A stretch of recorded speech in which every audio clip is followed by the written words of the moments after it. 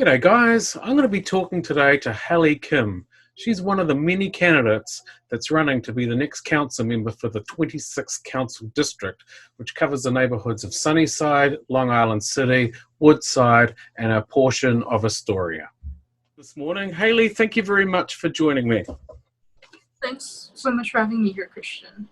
You're welcome. So look, for people who don't know you, can you tell us about yourself and, why you're running for the 26th district? Pleasure to.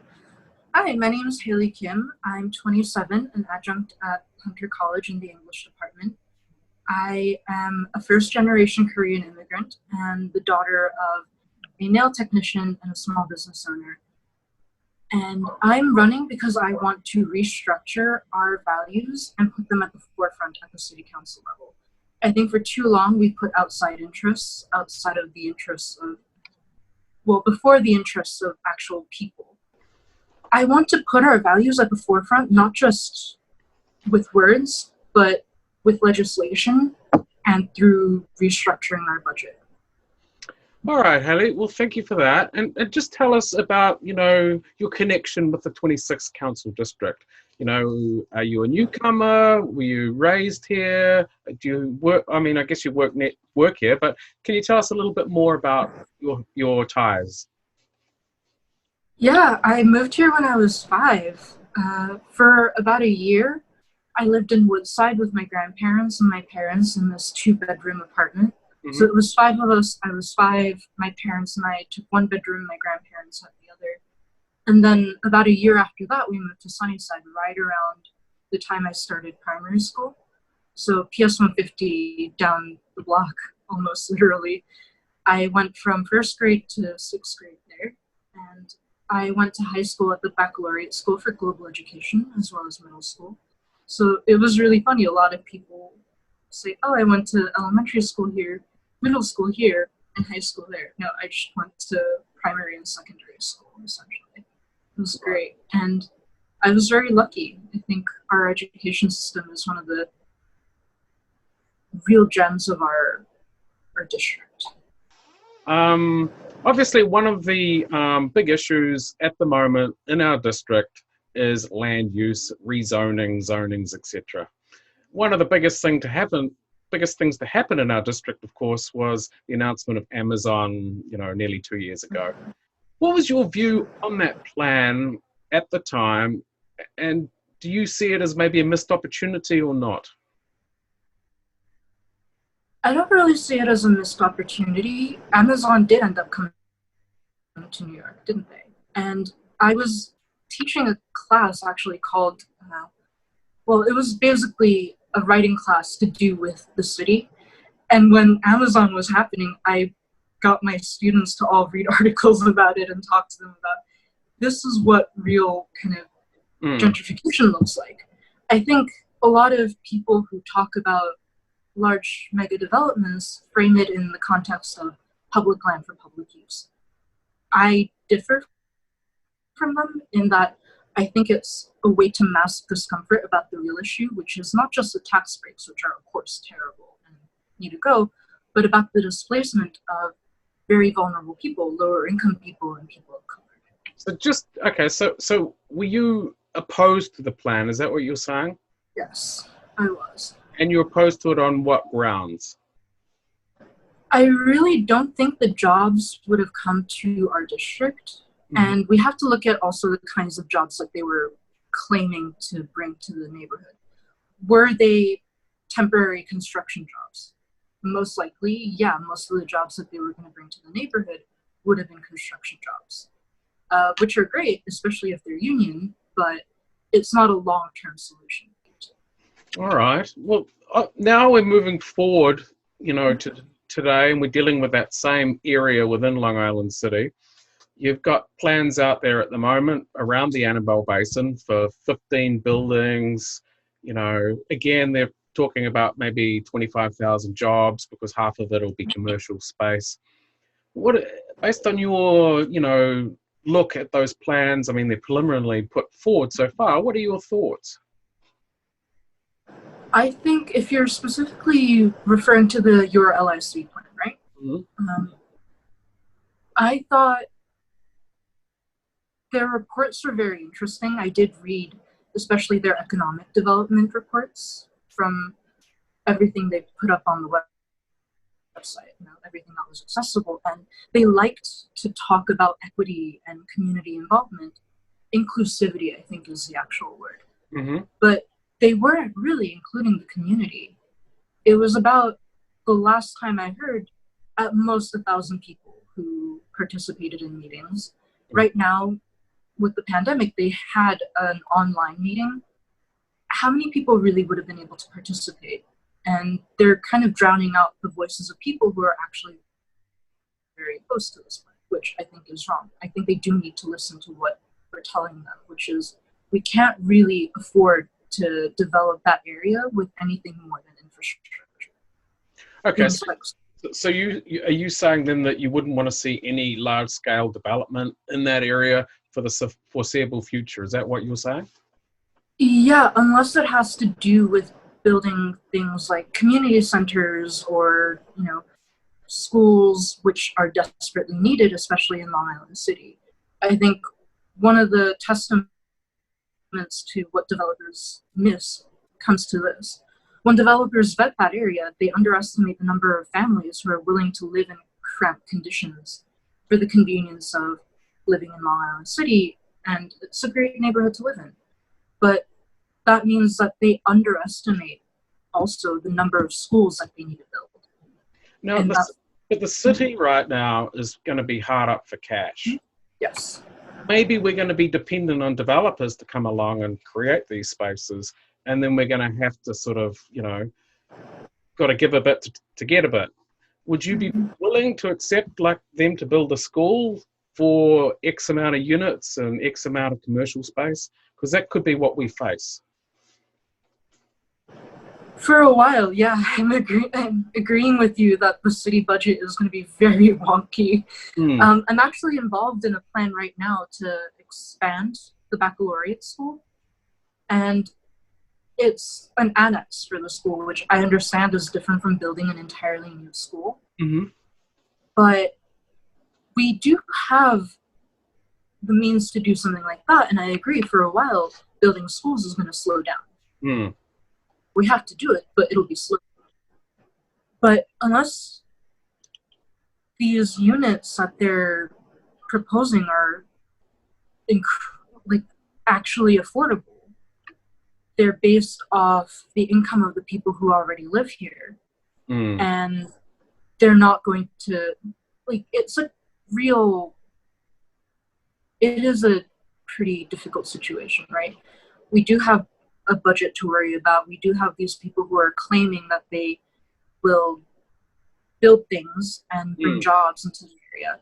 But also, how much can we trust them is the other question. Yeah. At the end, that was mainly what the whole issue with Amazon was. The police have been a big issue lately, obviously. The city council voted to cut the budget for the NYPD by $1 billion. Obviously, it probably wasn't as much as $1 billion, with a bit of accounting trickery. But what are your thoughts in terms of, reducing the budget or defunding the NYPD? I signed on to pledge to defund them, and a true $1 billion defunding. I think the thing that I did sign on to detailed exactly how much they wanted to cut from where. I believe Janos Martin was the brain behind that article and petition. And honestly, again, it comes down to our values, right? Do we want to prevent crime, or do we want to invest in punishing crime? If we can prevent crime, why invest in the punishment? Is that really what we want to be known for? Do we really want to be there kind of waiting to get the next person who gets arrested, rather than... What preventative measures are you talking about? I mean, traditionally New York, under the Giuliani scenario, was if we lock them up, we're preventing them from committing more crimes. That was the theory back then. What would your theory be in terms of the preventative measures? Our public school education system. extracurricular activities, investing in things like mental health and drug addiction therapy, which are very big issues in our city. And we can't just acknowledge it without saying, like, we really have to fund this. Everyone knows this is an issue, but what are we doing to actually help the situation? Just talking? We can't do that. We have to show what we're about, and we have to put our money where our mouth is in this case. We have to invest in these people. Okay. Now, in terms of the number of police officers, would you be looking to reduce that number, or are you comfortable with the number we have now? If we're reducing crime, I think eventually we can kind of siphon off their jobs to people like social workers and mental health therapists, essentially. It's important to do that. And police are really not trained to deal with certain situations, as has been highlighted by a fair number of news stories and by, anecdotes. Yeah, it's okay. So reducing the police would be the ultimate goal. Yeah. Now, reducing the police as crime goes down. What happens if crime goes up? What do we do? We have to see what happens first, right? I can't really answer that until we implement the preventative measures and see what happens. All right. It's a theory. We have to be willing to experiment and see if it works or not. Okay, wonderful. Now, community boards are a big topic. They provide the feedback of the local area. How would you go about appointing members to the board?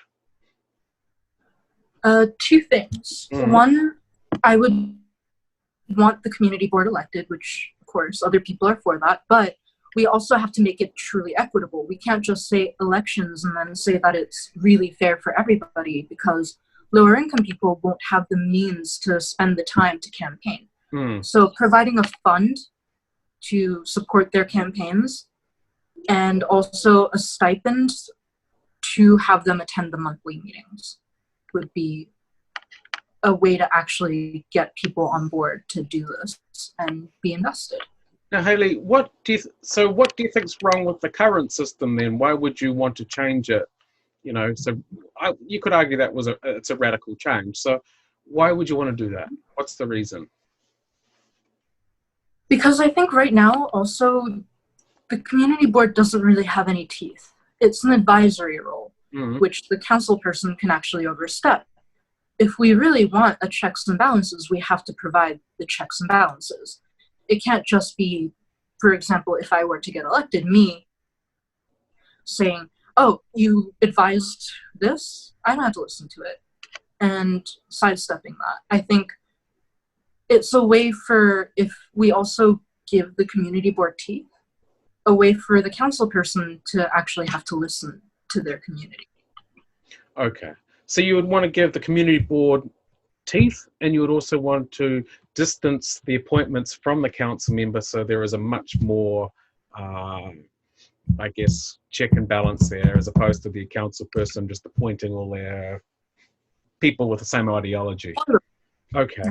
You mentioned schools a little earlier. What do you think we can do to get more of them?